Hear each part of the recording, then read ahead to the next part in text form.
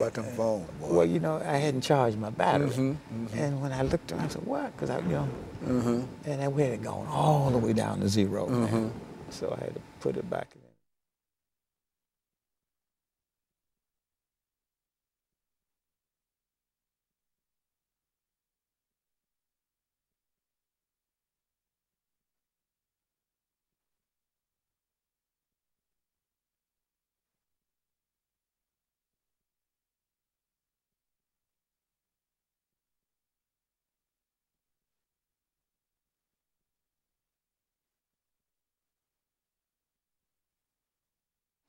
Thank you and welcome back to the final segment of the show for today. We're talking to Dr. Al-Hadid, and the topic is Kwanzaa, and he's given us some information in reference to the African-American experience in Kwanzaa. And so let's pick up where we left off the last time, Dr. Al-Hadid, and to take the next 8 or 9 minutes to simply inform our audience of some of the things that we're talking about here. Yes, as I pointed out in the beginning, Maulana Karenga established Kwanzaa in California in 1966 in Los Angeles, California.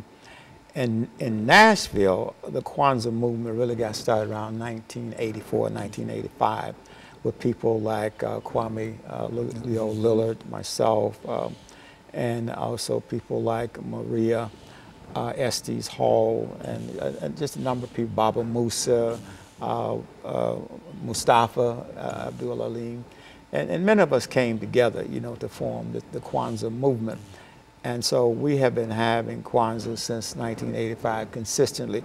And one of the beautiful things about Kwanzaa this year, I mean Kwanzaa 2015, is that every single night of Kwanzaa, we had a program. And each program averaged, in terms of attendance, averaged at least 150 people. Oh, good. The first one we had out at Nashville School of the Arts, we had about 300 people there as our opening. And so over the 7 nights of Kwanzaa celebration, I would say that we had at least about 1,500 people in attendance.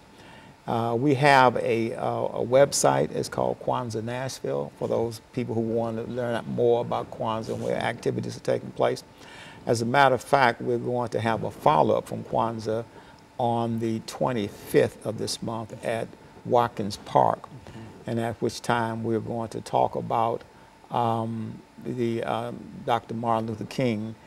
The title is Dr. Martin Luther King's Dream, the Unfinished Business, which would be racism, war, and poverty. And these are things that Dr. King talked about in terms of the triple evil. So the thing that we agreed on inside of Kwanzaa Nashville is that we're going to have a year-round Kwanzaa. We'll come together for the 7 official days of Kwanzaa, which will be December 26th through January 1st. But at the same time, each month, we will have at least one activity to build on one of those principles. Say, for example, the first principle is emoji, which is unity. And that would be technically on December the 26th. But then when we come into the new year, January, we'll say that the whole month of January will be Emoji Month, and also February would be Kujichagulia Month. And so we'll talk about unity and we talk about self-determination. So we want to build here in Nashville. We want to introduce African Americans and others who might be interested to the value system that undergirds the celebration of Kwanzaa, with a view in mind of trying to bring our people together across their differences of religion. You have a lot of religions in our community, differences of education, differences of income levels, differences of neighborhoods, and just to bring them together so that we can support each other. Because when you look at those values, say Ujamaa, which is unity. We need unity in our community in order to solve some of our problems. Let's take a good example of what happened when we had the run for mayor here in Nashville. Okay. You know, our votes were split so many different ways, you know. And here in the 1st district, we had 7 people running for council person of District 1. You know, if we're really going to have some political strength, we should all come together and say we're just going to run one person, and this person is going to be our standard bearer, rather than splitting our votes in 7 or 8 different ways. You know, like the Republican Party is doing now with all those folks that are trying to run good. Well, you know, when you get to Republic, you know what they say about the Republicans and the Democrats as far as campaigning is concerned. They said that the Democrats fall in love to choose their candidate, and then the Republicans fall in line. So I think what we see on the stage now is just you know, a smoke screen. But as we approach the convention time in July, they're going to fall in line because the Republicans are about business, you know, and that type of thing. So we want to bring our people together. Let's take a principle which is Ujamaa, cooperative economics.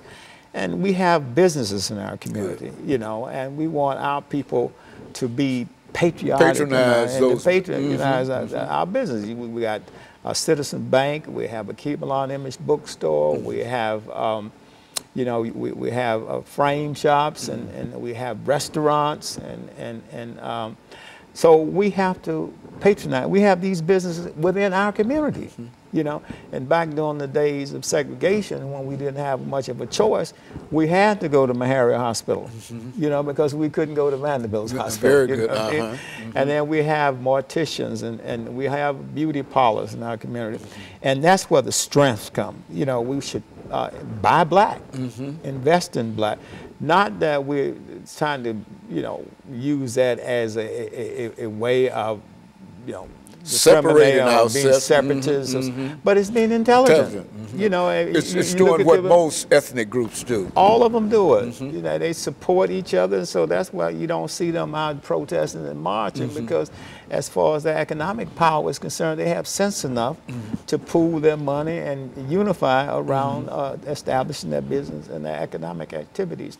So these are some of the things that we're trying to do. Each month we agree that we're going to have activities and support things. We need to support projects like the annual African Street Festival.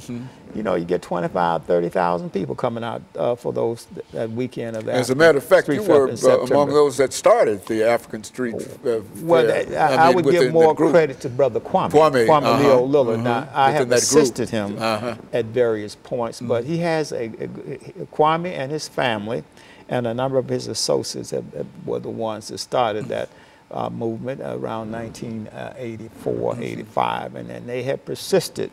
I think this year was the 30th anniversary of the African Street Festival, and they have also been very instrumental in supporting the Kwanzaa movement too. So the organization called the African American Cultural Alliance. Here again, the emphasis is on culture and trying to be strong, you know, in that regard. So I think that Kwanzaa is a holiday that more of our people need to study and understand.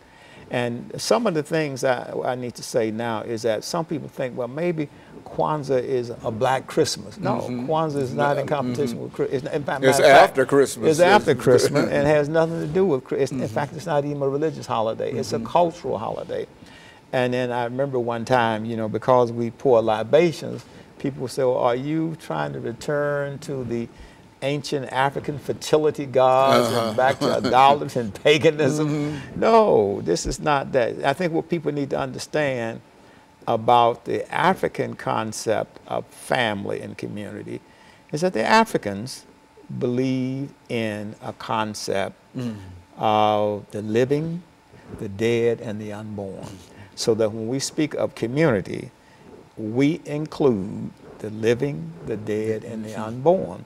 And how do we remember the dead or our ancestors? We remember them by making an animal sacrifice, or remember them by pouring libations. And some people say, oh, you know, that's ancestor worship, and you're worshiping the dead. No, it's not ancestor worship. It is bringing attention to the fact that we want to remember those that came before us. The African idea is that there is a vital link that connects the living, the dead, and the unborn. And each of us would represent just one link in that eternal chain you know.